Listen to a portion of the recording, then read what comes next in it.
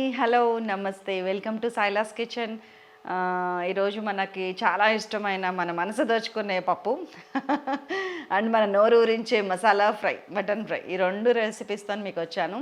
ఈ రెండు ఏంటంటేనండి, జనరల్గా మనకి కాంబినేషన్ ఏం చేయాలనేది చాలాసార్లు తోచదు. దీనిలోకి ఏది బాగుంటుంది, దానిలోకి ఇది బాగుంటుంది, రెండు పులుపులు అయిపోతాయి, లేకపోతే రెండు ఫ్రైలు అయిపోతాయి, ఒక ఎప్పుడు పెట్టే చారు అయిపోతుంది. అట్లా కాకుండా డిఫరెంట్ కాంబినేషన్స్ పెడితే ఎలా ఉంటుందనే ఆలోచనతో నేను ఈ రెసిపీస్ రెండు కలిపి మీకు ప్రజెంట్ చేస్తున్నాను. పాలకూర చింతకాయ పప్పు అయితే అసలు అల్టిమేట్, అది వేరే లెవెల్లో ఉంటుంది. దాని టేస్ట్ ఎలా ఉంటుందంటే, కరెక్ట్గా చెప్పాలంటే నేను చిన్నప్పటి నుంచి, మీరు చింతచారు తాగారా ఎప్పుడైనా? పచ్చి పులుసు చింతచారు తాగారా? లేకపోతే మనం చేపల పులుసుని కూడా చింతకాయ పులుసు పిండి చేస్తాం, అది ఎప్పుడైనా చేశారా? ఒకసారి చేసి చూడండి. అవేంటంటే అదే పులుపు కానీ డిఫరెంట్గా ఉంటుంది అనమాట. ఈ పప్పు కూడా అలాగే ఉంటుంది, చూడండి. ముందు నేను ప్రెషర్ కుక్కర్ తీసుకున్నాను. దీంట్లో ఫస్ట్ మనం తీసుకోవాల్సిన పప్పు వేయిస్తున్నాను. ఒక్క చుక్కనే వేసి జస్ట్ 1-2 డ్రాప్స్ అంతే, దట్స్ ఆల్. సో దీన్ని మీడియం ఫ్లేమ్ మీద పెట్టి లైట్గా వేయిస్తున్నాను. ఇది జస్ట్ 40 గ్రామ్స్ ఆఫ్ కందిపప్పు అంతే. ఈ 40 గ్రామ్స్ ఆఫ్ కందిపప్పు, పాలకూర, చింతపులుసుని మనం దాదాపు 6 మనుషులకు పెట్టచ్చు ఈజీగా. మీడియం ఫ్లేమ్ మీద లైట్ షేడ్ వచ్చేంత వరకు వేద్దాం. ఇట్లా వేయించడానికి జస్ట్ 40 సెకండ్స్ పడుతుంది అంతే. ఫ్లేమ్ లో చేసి ఈ కందిపప్పు మునిగేంత వరకు వాటర్ 400 ml వాటర్ పోసాను, అంటే గ్లాసున్నర. వీలైతే మీకు టైం ఉంటే కనుక ఇట్లాగా నానబెట్టి ఒక హాఫ్ అన్ అవర్ ఉంచేసేయండి, అప్పుడు పప్పు బాగా ఉడుకుతుంది. లేదు టైం లేదంటే కుక్కర్ మూత పెట్టి విజిల్స్ రానివ్వచ్చు. మీరు ఇమీడియట్గా ఉండేటట్టయితే కనుక ఇలా ఒక 5 విజిల్స్ రానిచ్చి సిమ్లో ఇంకొక 5 నిమిషాలు ఉంచి అప్పుడు తీస్తే మనకి పప్పు మంచిగా ఉడుకుతుంది. ఇది పక్క స్టవ్ మీద పెట్టేసుకుందాం. అండ్ మన కర్రీలో సెకండ్ స్టెప్ ఇది. దీనిలో మన బయట దొరికే రా చింతకాయలు ఉంటాయి కదా, ఆ యొక్క 4-5 తీసుకున్నాను అంతే. దీనిలో ఒక 250 ml ఆఫ్ వాటర్ వేసి ఉడకపెడుతున్నాను దీన్ని. ఇలా ఒక 6-7 నిమిషాలు ఉడికిన తర్వాత ఒక్కసారి చెక్ చేసుకోండి ఉడికినాయా లేదా అనేది.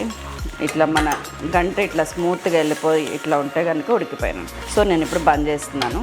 ఇలానే చల్లారనిచ్చి ఆ నీళ్ళలోంచి పులుసు పిండుదాం. మన పప్పు మంచిగా ఉడికిపోయింది, చూసారా? జస్ట్ ఒక 5-6 విజిల్స్ వచ్చింది. అండ్ సిమ్లో ఒక 5 నిమిషాలు ఉంచాను, కట్టేశాను. అండ్ వేడి మీద ఉండగానే తీస్తే పప్పు ఇట్లా మెదిగిపోతుంది. మీరు చల్లారాక తీస్తే పప్పు ఒక్కలు ఉండిపోతుంది. సో వేడి మీద ఇట్లా మెదుపుకొని వేరే గిన్నెలోకి తీసి పెట్టుకోండి. ఇది మన పప్పు కథ. ఫైనల్ స్టేజ్ ఆఫ్ పాలకూరకి ఇప్పుడు వచ్చేసాం. నేను ఒక కడాయి తీసుకున్నాను, అందులో ఒక 1 టేబుల్ స్పూన్ ఆయిల్ వేస్తున్నాను. రెగ్యులర్ ఎనీ వెజిటబుల్ ఆయిల్ వేసుకోవచ్చు. అండ్ 1 టేబుల్ స్పూన్ నెయ్యి వేస్తున్నాను. మరీ ఆయిల్ వేడెక్కేదాకా వెయిట్ చేయకండి. సో నేను 1/2 టీ స్పూన్ జీలకర్ర, 1/2 టీ స్పూన్ ఆవాలు, 1/4 టీ స్పూన్ మెంతులు వేసేసాను.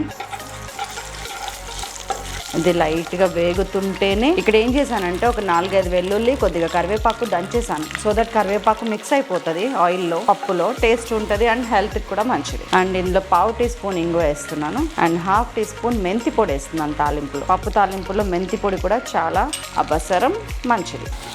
అండ్ మన చిట్టి మిరపకాయలు తాలింపు. ఈ చింతకాయ పప్పులో మనం ఎండుకారం వేస్తలేము, ఓన్లీ పచ్చిమిర్చి కారం. దయచేసి మిక్సీలో వేయకండి. అండ్ ఇందులో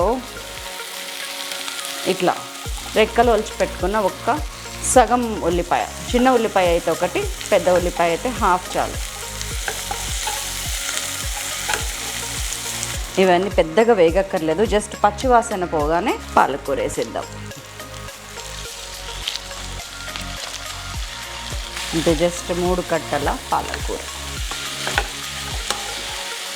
పాలకూర ఇట్లా మీడియం ఫ్లేమ్ మీద వేయిస్తూ ఇట్లా చేసినట్టయితే వెంటనే మగ్గిపోతుంది. విదిన్ 2 or 3 minutes పాలకూర ఇలా అయిపోతుంది. అండ్ ఈ టైంలో నేను ఒక 1/2 టీ స్పూన్ పసుపు వేస్తున్నాను. అండ్ 1.5 టీ స్పూన్ ఉప్పు వేస్తున్నాను.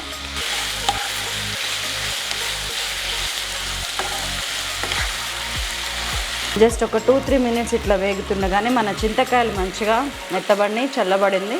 దీన్ని ఇలా గుజ్జు పిండేస్తున్నాను. ఇలాగా ఈ చింతపులుసుని ఇట్లా పిసికేసుకొని చెత్త తీసేస్తే మనకి ఇదిగోండి ఇలా చిక్కటి పాలకూర చింతకాయ పులుసు. అండ్ ఇందులోకి ఇప్పుడు మనం పప్పు కలిపేద్దాం. మనం ఇందాక ఉడకబెట్టి చక్కగా మెదుపుకున్న పప్పు. ఈ పప్పే కానీ మనకి ఈ పాలకూర పప్పుని ఎంత లూజ్ చేసుకుందాం అనేది ఒక పిక్చర్ రావాలి. కొంతమంది ఇగోండి ఈ కన్సిస్టెన్సీలోనే తింటారు, కానీ ఇప్పుడు మనకి కనీసం 5 నిమిషాలన్నా ఇది మగ్గాలి కాబట్టి ఇంకొంచెం వాటర్ పోసుకుందాం. నేను ఇప్పుడు ఒక 100 ml ఆఫ్ వాటర్ పోస్తున్నాను. కొంచెం లూజ్ అయింది. దీన్ని మనం కనీసం 5 నిమిషాలు మూత పెట్టి మీడియం ఫ్లేమ్ మీద మగ్గనివ్వాలి. ఉప్పు చూసుకుందాం ఒక్కసారి. నాకైతే పర్ఫెక్ట్ సరిపోయింది. ఉప్పు రుచిని బట్టి యాడ్ చేసుకుంటూ ఉప్పు ఎక్కువ తినేవాళ్ళు ఇంకొక 1/2 టీ స్పూన్ పట్టచ్చు. పప్పు కలరు కన్సిస్టెన్సీ చూసారా ఎంత పర్ఫెక్ట్గా ఉన్నాయో. అండ్ ఇందులో చింతపండు పులుసు కాకుండా చింతకాయ పులుసు కలిపాము, అది ఎక్స్ట్రా టేస్ట్. ఇదిగోండి పప్పు ఇట్లా మరుగొచ్చినాక నేను జస్ట్ కొత్తిమీర కట్ చేసేసేస్తున్నాను టేస్ట్ కోసం, ఫ్లేవర్ కోసం. అండ్ ఈ టైంలో మీడియం ఫ్లేమ్లో పెట్టి మూత పెట్టేస్తున్నా. ఇలా ఒక 3 to 4 minutes మగ్గనిస్తాను. హే వియడ్డ మంచిగా ఉడికిపోయింది, అన్నీ ఒకదానికొకటి బాగా పట్టినాయి. కట్టేస్తున్న స్టవ్. ఇదండి మన అద్భుతమైన రుచితో కూడిన చింతకాయ పాలకూర పప్పు. చాలా టేస్టీగా ఉంటుంది. ఒక్కసారి పాలకూర చేదు వస్తుంది అది ఇది అనేవాళ్ళు ఇలా చేసి చూడండి, ఎంత టేస్టీగా ఉంటుందో అర్థమవుతుంది. అక్కడక్కడ మిరపకాయలు చూసారా ఎంత బాగున్నాయో. సూపర్ యమ్మీ, సూపర్ టేస్టీ పప్పు. That's all. ఇంత సింపుల్. చేసేయండి వెంటనే. అండ్ ఒక డిఫరెంట్ టేస్ట్ని మన ఫ్యామిలీకి పరిచయం చేద్దాము ఫర్ ష్యూర్. అండ్ ఎవరైనా నచ్చింది అని చెప్తే కనుక మీరు చెప్పడం మర్చిపోద్దు, ఇది శైలక్క మీకోసం ప్రేమగా పంపించిన రెసిపీ అని చెప్పండి, సరేనా? అండ్ ఇప్పుడు పాలకూర ఎలా వండాలి అనుకుంటాం కదా. ద రిచ్ ఆరోగ్య గని పాలకూర, వైటమిన్ ఏ అన్నీ చాలా మంచిగా సమృద్ధిగా ఉంటాయి, ఫైబర్ ఫుల్. కాబట్టి పాలకూర వండడానికి ఇది ఒక తరీకా. దీన్ని ఇట్లా వండేద్దాం. అండ్ వెజిటేరియన్ ఒక పక్కకు పెడితే ఇప్పుడు మన నాన్ వెజిటేరియన్ రెసిపీలోకి వచ్చేసినాం. అదే మటన్ డీప్ ఫ్రై. సూపర్ అంటే సూపర్, ఒక రేంజ్లో ఉంటుంది అంతే. చూసుకోండి. ఫస్ట్ నేను కుక్కర్ తీసుకున్నాను. ఇందులోకి 1/2 kg మటన్ వేసేస్తున్నాను. దీనిలో లైట్గా పసుపు వేస్తున్నాను, ఒక 1/2 టీ స్పూన్ పసుపు. మనం మిగతాదంతా ఫ్రైలో వేసుకుందామండి. అండ్ ఒక 1/2 టీ స్పూన్ ఉప్పు వేసేస్తున్నాం ముందు. ఇలా కనుక మటన్ ఉడికితే మనకి ఎలాంటి ప్రాబ్లం లేకుండా ఉడుకుతుంది. అండ్ ఇందులో నేను వాటర్ పోస్తున్నాను, జస్ట్ ఒక 50-60 ml అంతే. ఇట్లా పోయటం వల్ల ఏమవుతుందంటే మనకి మటన్లో ఉన్న వాటర్తోని ఈ వాటర్తోని కలిపి మటన్ ఉడికిపోతుంది. వాటర్ ఏం డ్రైన్ అవ్వకుండా ఉంటే మటన్ టేస్ట్ యాజ్ ఇట్ ఈస్గా ఉంటుంది. మటన్లో వచ్చే వాటర్ చాలండి, సిమ్లో పెట్టినా ఉడుకుద్ది. కానీ ఎందుకు వచ్చిన రిస్క్ అనుకున్నాం కాబట్టి ఒక 50-60 ml ఆఫ్ వాటర్ పోసేస్తున్నాం మనం. ముందు మీడియం ఫ్లేమ్ మీద పెట్టండి. ఒకటేసారి హైలో పెట్టేస్తే వాటర్ అయిపోతుంది. ముందు మీడియం ఫ్లేమ్ మీద ఒక 2 minutes ఉండనివ్వండి. ఆ తర్వాత హైలో పెట్టండి. ఒక 4-5 విజిల్స్ వచ్చిన తర్వాత సిమ్ చేసి ఒక 2 నిమిషాల నుంచి కట్టేద్దాం. మన మటన్ వచ్చేసింది. 5-6 విజిల్స్ వచ్చింది. ఒక 5 నిమిషాలు సిమ్లో కూడా పెట్టాను. ఇదిగోండి ఇలా ఉడికింది. చూసారా, మనం పోసిన వాటర్ పోసినట్టే ఉంది. అండ్ మటన్లో సహజంగా ఉండే ఆయిల్ బయటకు వస్తుంది. That's a very good sign. Just ఇది ఇట్లా కనిపిస్తున్నా కానీ మనకి ఒక 100 ml ఆఫ్ వాటర్ ఉంటాయి. ఈ నీళ్ళు ఎగిరేదాకా హై ఫ్లేమ్లో పెడదాం. జస్ట్ ఒక 2 minutesలో మీకు ఆ వాటర్ హైలో పెడితే వాటర్ ఇవాపరేట్ అయిపోతుంది. నిజానికి మనం ఇందాక వేసాం కదా 50-60 ml ఆఫ్ వాటర్, అది వేయకపోయినా కానీ మటన్లో నీళ్ళు ఊరుతాయి. ఆ నీళ్ళతోనే మనకు ఉడికిపోతుంది. కానీ రిస్క్ తీసుకోవద్దు, నీళ్లు వెళ్తే కానీ నీళ్లు బయటకు తీసుకురాలేదు. అందుకనే కొన్ని నీళ్ళు ఎరేసినాము, ఇన్ని నీళ్ళు వచ్చినాయి, ఉడికిపోయింది కూడా మటన్. ఇంకా చూసారా వాటర్ మొత్తం అయిపోయింది. ఇంక ఇప్పుడు నేను బంద్ చేస్తున్నాను. ఇప్పుడు మనం ఫ్రై కడాయి పెట్టుకుందాం. సో ఇప్పుడు నేను కడాయి పెట్టుకున్నాను. దాంట్లో మటన్ ఫ్రైకి తగ్గట్టుగా ఆయిల్ వేసేస్తున్నాను. ఇది దాదాపు 50 ml ఆఫ్ ఆయిల్ తీసుకున్నాను నేను 1/2 kg మటన్కి. కొంచెం ఇది మంచి ఫ్రై, నిలవ ఉండే ఫ్రై కాబట్టి మనం కొంచెం ఎక్కువే తీసుకుందాం ఆయిల్. మీరు కావాల్సిన వాళ్ళు కొంచెం తగ్గించుకోండి, ఆల్రెడీ మటన్ ఉడికిపోయింది కాబట్టి మీ ఇష్టం. కానీ పర్ఫెక్ట్గా రావాలంటే మాత్రం టేస్టీగా ఈ మాత్రం ఆయిల్ ఉండాల్సిందే. సో మన ఆయిల్ ఫుల్గా ఆగింది. నేను ఇందులో మీడియం సైజ్ ఆనియన్ ఒక్కటి వేసేసాను. మంట హై ఫ్లేమ్ మీద ఉంది కాబట్టి ఆనియన్స్ తొందరగా వేగిపోతాయి. చూస్తూనే ఉండండి. కొద్దిగా కరివేపాకు వేసాను. అండ్ ఒక టీ స్పూన్ ఫుల్ అల్లం వెల్లుల్లి పేస్ట్, ఇంకొంచెం ఒక 1/2 టీ స్పూన్ పడుతుంది అనిపించింది. 1/2 టీ స్పూన్ పసుపు వేస్తున్నాను.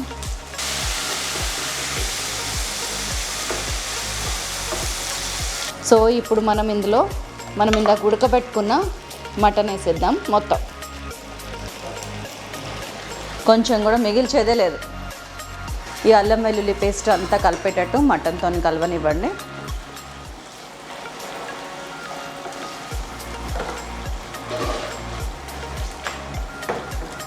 దీన్ని మంచిగా ఫ్రై అయ్యేటప్పుడు ఎవ్రీ 1-2 minutesకి ఒకసారి ఇట్లా కలుపుకుంటూ ఉండండి. ఇది 85% ఉడికిపోయింది, పెద్దగా ఉడకాల్సిన అవసరం లేదు. మనకి ఫ్రై అవటం ఒకటే మిగిలింది. మనం ఆయిల్ కూడా అందుకే ఎక్కువ తీసుకున్నాము. దాదాపు 6-7 నిమిషాల నుంచి మటన్ ఇలా ఫ్రై అవుతుందండి. సో ఇప్పుడు నేను ఫైనల్లీ ఒక టేబుల్ స్పూన్ తీసుకున్నాను. దాంతో ఫుల్ కారం వేస్తున్నా. 2 టేబుల్ స్పూన్ల కారం వేసాను. అంటే మీరు టీ స్పూన్ తీసుకుంటే కనుక 4 వేయండి. ధనియాల పొడి 1 టీ స్పూను, ఎండు కొబ్బరి పొడి 1 teaspoon, garam masala 1/2 teaspoon, కొంచెం ఉప్పు కూడా వేస్తున్నాను. మనం ఉడకబెట్టేటప్పుడు ఒక 1/2 టీ స్పూన్ ఉప్పు వేసాం గుర్తుందా, ఆ తర్వాత ఈ 1/2 టీ స్పూన్ వేస్తున్నాం. ఇంకా పడుతుంది కానీ లాస్ట్లో వేసుకుందాం. ఈ ఎండు కొబ్బరి ఇట్లాంటి వాటిల్లో లైట్గా ఉప్పు ఉంటుందండి ఇంటర్నల్గా, సో ఫైనల్గా చూసుకొని వేసుకోవడం ఆల్వేస్ బెస్ట్. ఇప్పుడు కొంచెం పుదీనా వేసేస్తున్నాం అండ్ కొత్తిమీర. మసాలాలన్నీ వేసినాక ఒక 30-40 సెకండ్స్ అట్లాగా మగ్గనివ్వండి.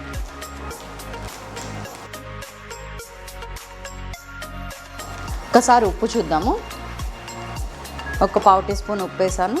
మీకు ఆయిల్ ఎక్కువైనట్టు అనిపిస్తే కనుక కొంచెం పక్క నుంచి తీసి పెట్టండి, ఎందుకంటే ఈ మాత్రం ఆయిల్ లేకపోతే మనకి మటన్ వేగదు.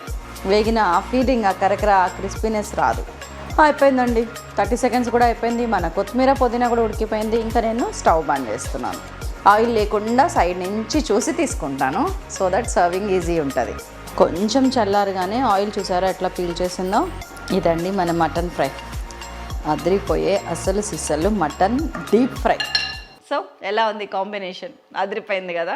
సో మీరు ఈసారి మటన్ డీప్ ఫ్రై చేసినప్పుడు పాలకూర చింతకాయ పప్పు వండండి. ఒకవేళ మీకు చింతకాయ అప్పటికప్పుడు దొరకకపోతే ఏం చేస్తారమ్మా, మనము సంవత్సరానికి ఒకసారి చింతకాయ తొక్కు నూరి ఫ్రిడ్జ్లో పెట్టుకుంటాం తెలుసు కదా మీకు. దాన్ని ఇట్లా వాటర్లో వేసి లూజ్ చేసి వడబోసేయండి, సూపర్ ఉంటుంది. కానీ మనము ఆ చింతకాయ తొక్కులో ఉప్పు పసుపు వేసి తొక్కుతాం కదా, అప్పుడు మనం పాలకూరలో ఉప్పు తగ్గించాల్సి వస్తుంది. ఉప్పు అసలు వేయొద్దు, లాస్ట్లో వేసుకుందాం, సరేనా? ఇలా 2 చేసేస్తారని ఆశిస్తున్నాను. కీప్ గోయింగ్, లెట్స్ వాచ్ అందరినీ చుట్టూ అందరినీ గమనించుకుంటూ మన జీవితాల్లో ముందుకెళ్దామని కోరుకుంటూ మీ సైలాస్ కిచెన్ మరొక అద్భుతమైన ఎపిసోడ్తో మంచి రెసిపీస్తో మిమ్మల్ని కలుస్తాను. అందరికీ సెలవు, నమస్కారం, బాయ్.